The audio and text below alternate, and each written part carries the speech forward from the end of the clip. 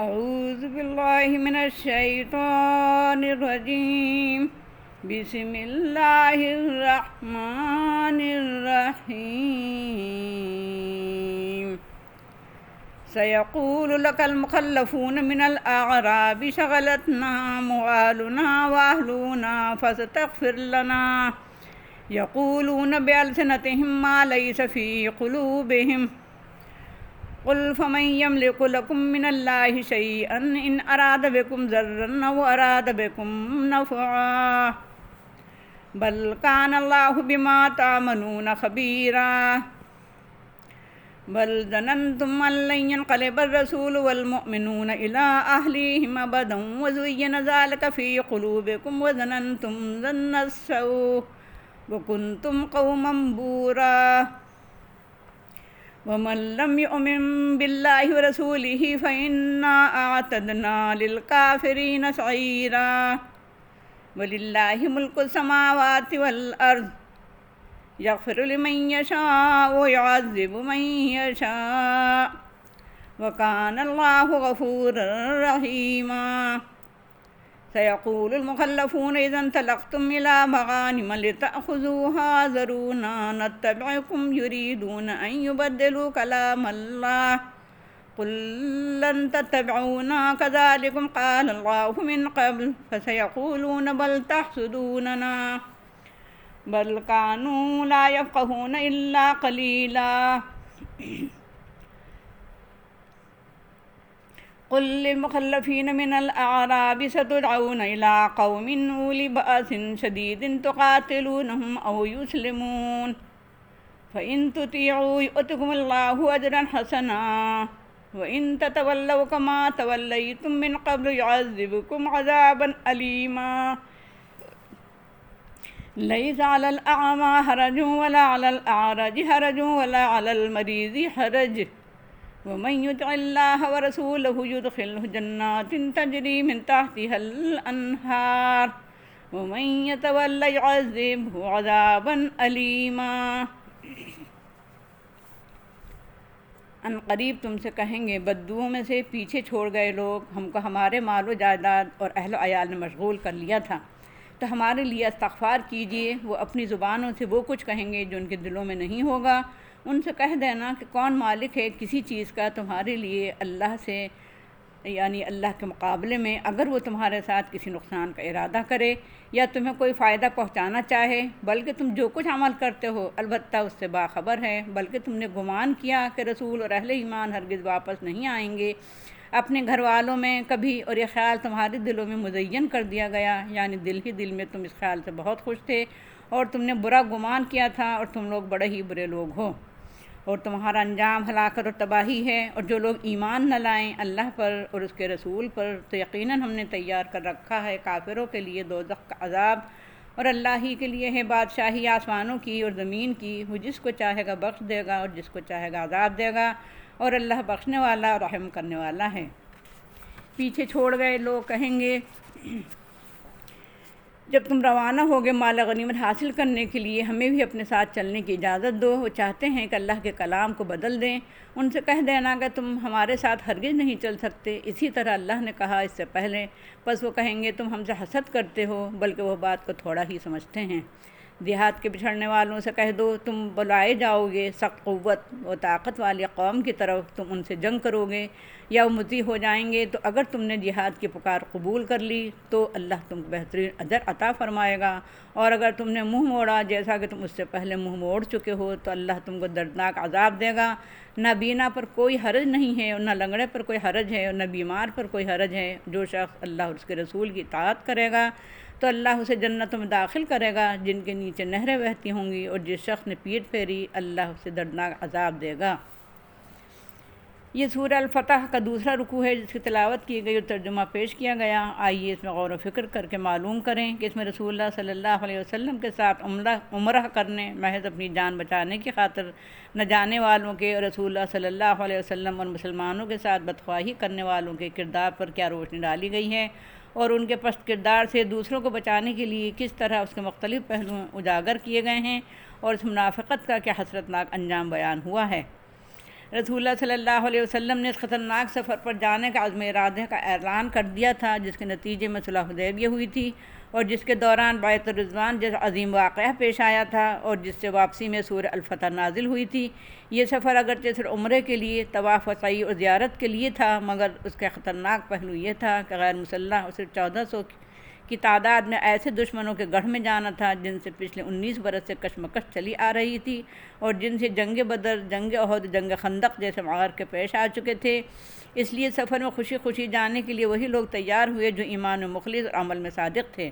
اور اپنی جان اور اپنے اہل و عیال سے زیادہ اللہ سے، اللہ کے رسول سے، اللہ کے دین سے اور اہل ایمان سے محبت رکھتے تھے۔ حضرت صلی اللہ علیہ وسلم نے مدینہ کے اطراف میں بھی اعلان فرمایا تھا اور اپیل کی تھی کہ جو شخص بھی ہمارے ساتھ عمرہ کرنے چلنا چاہے وہ چل سکتا ہے، مگر دیہاتی قبائل میں سے بہت سے لوگ محض اس خیال سے کہ جان کا خطرہ ہے اور یہ سفر اس قدر خطرناک ہے کہ اللہ کے رسول صلی اللہ علیہ وسلم اور مسلمان جو اس سفر میں شریک ہیں، یہ دشمنوں کے گڑھ میں پہنچ کر زندہ اور صحیح سلامت واپس آ ہی نہیں سکتے، بلکہ اس خیال سے وہ دل میں خوش تھے اور چاہتے تھے کہ ایسا ہی ہو۔ ان کے بارے میں پیشن گوئی کے طور پر پیشگی ہدایات دی گئی ہیں اور ان کی ذہنیت کو اجاگر کیا گیا ہے۔ جو لوگ اس عظیم اور اہم سفر سے بچھڑ گئے تھے، بلکہ حقیقت کے اعتبار سے اللہ نے ان کو اس لائق سمجھا ہی نہ تھا کہ یہ اللہ کے رسول کے ساتھ سفر کریں اور اس کی فضیلتوں کے مستحق بنیں اور بیعت الرضوان جیسے معاہدے میں شریک ہوں اور اللہ کے رضوان اور خوشنودی کے مستحق بنیں۔ اس لیے ان کو مخلف کے الفاظ سے تعبیر کیا گیا۔ بعض وہ لوگ جن کو پیچھے چھوڑ دیا گیا تھا، مگر یہ لوگ خود اپنے قصد اور ارادے سے اور سوچ سمجھ کر پیچھے رہے تھے، اس لیے ان کا جرم بہرحال بھیانک تھا۔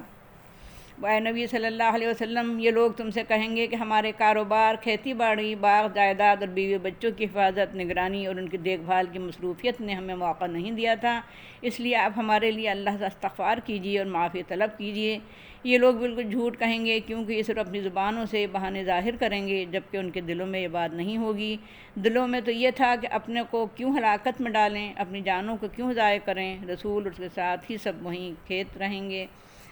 اور ان کو صحیح و سالم اور بعافیت واپس ہونا نصیب نہیں ہوگا۔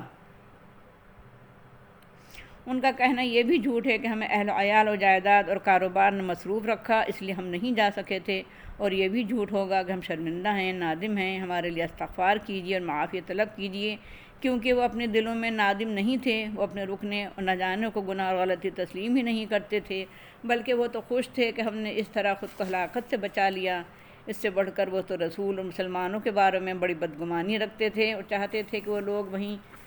کھیت رہیں اور واپس ہی نہ آئیں۔ اے نبی صلی اللہ علیہ وسلم، تم ان سے کہہ دینا، اگر اللہ تمہیں کوئی نقصان، ضرر یا غضن پہنچانا چاہے تو تمہیں ہر حال میں پہنچا سکتا ہے، خواہ تم اپنے گھروں میں ہو یا میدان جنگ میں ہو، اس سے تمہیں کون بچا سکتا ہے؟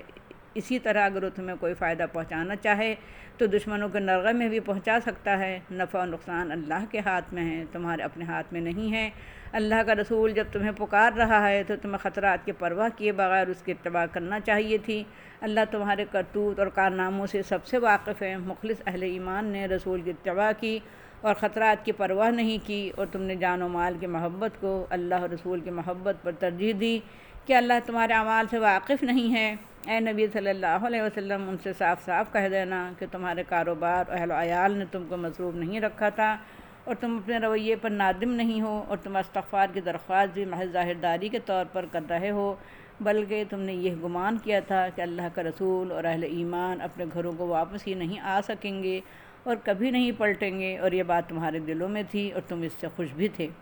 تم نے تو بہت ہی برا گمان کیا تھا، تم تو بڑے ہی بدباطن، بڑے ہی مفسد اور ناکارہ لوگ ہو، اور تمہاری قسمت میں تباہی لکھی جا چکی ہے۔ اے نبی صلی اللہ علیہ وسلم، ان پر یہ حقیقت بھی واضح کر دینا کہ جو شخص یا جو لوگ اللہ اور اس کے رسول پر ایمان نہیں لاتے اور ایمان نہیں رکھتے ہیں، اللہ نے ان کے لیے جہنم کا عذاب تیار کر رکھا ہے۔ اے نبی صلی اللہ علیہ وسلم، اور ان کو یہ بھی بتا دینا کہ زمین و آسمان کی بادشاہی اور کائنات پر اقتدار اللہ ہی کو حاصل ہے، وہ جس کو چاہے گا عذاب دے گا اور جس کو چاہے گا بخشے گا۔ اگر تم اس کی نگاہ میں عذاب کو مستحق ہو تو میرے استغفار سے تمہیں کوئی فائدہ نہیں پہنچے گا۔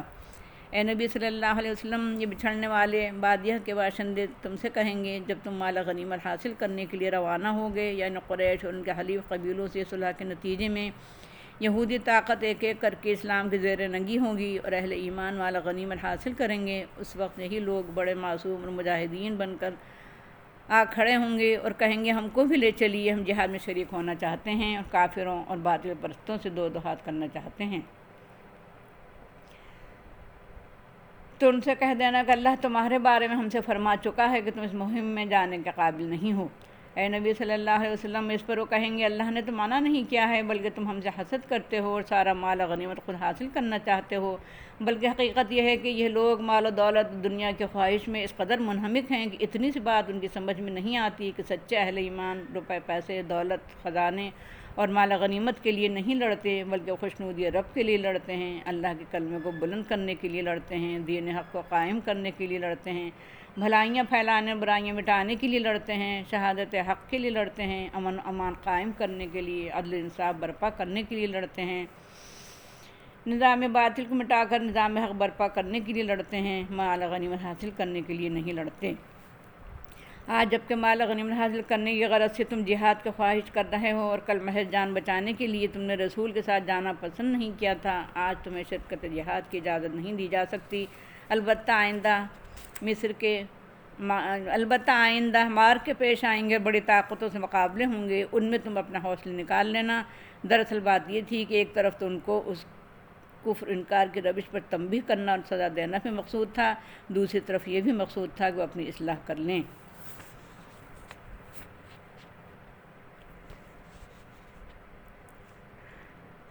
اسلامی حکومت کے بعد گزار بن کر جائیں گے۔ آئندہ جب بھی تم کو جہاد کے لیے بلایا جائے، اگر تم اس پر پکار پر لبیک کہو گے اور گریز اختیار نہیں کرو گے جان و مال بچانے کی، بلکہ جان و مال قربان کرنے کی کوشش کرو گے، تو اللہ تمہیں بہترین اجر سے نوازے گا۔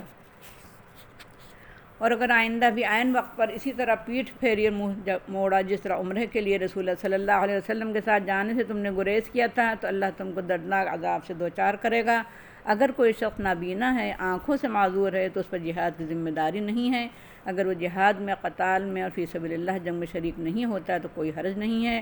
اسی طرح اگر کوئی اپاہج ہے اور اگر وہ جہاد و قتال میں شریک نہیں ہوتا ہے تو کوئی حرج نہیں ہے، اس پر جہاد کی ذمہ داری نہیں ہے۔ کوئی معذور ضعف بیماری کی وجہ سے، یہ اس وجہ سے کہ اس کے پاس ہتھیار اور ضروری سامان حرب نہیں ہے، یا اس لیے کہ اس کے بوڑھے ماں باپ اس کی خدمت کے محتاج ہیں، یا اس لیے کہ اس پر بندوں کے حقوق ہیں، وہ غلام ہے اور آقا اجازت نہیں دیتا ہے، یا وہ مقروض ہے اور قرض خواہ اسے موقع اور مہلت نہیں دیتا ہے۔ اسی طرح کوئی اور معذوری یا ذمہ داری ہے، وہ عورت ہے، وہ بوڑھا ہے، وہ بھی کم عمر لڑکا ہے، ان حالات میں اگر وہ جہاد و قتال میں حصہ نہیں لیتا تو کوئی حرج نہیں ہے۔ غرض کہ جو لوگ اللہ اور رسول کی اطاعت کریں، صرف عقائد، اخلاق، معاشرت، معیشت اور سیاست اور مذہب ہی میں نہیں، جہاد، قتال اور صلح جنگ میں بھی اللہ اور اس کے رسول کی اطاعت کریں، اللہ ان کو جنتوں سے نوازے گا جن کے نیچے نہریں بہتی ہوں گی، اور جو لوگ اللہ اور اس کے رسول کی اطاعت سے منہ موڑیں گے اللہ ان کو دردناک عذاب دے گا۔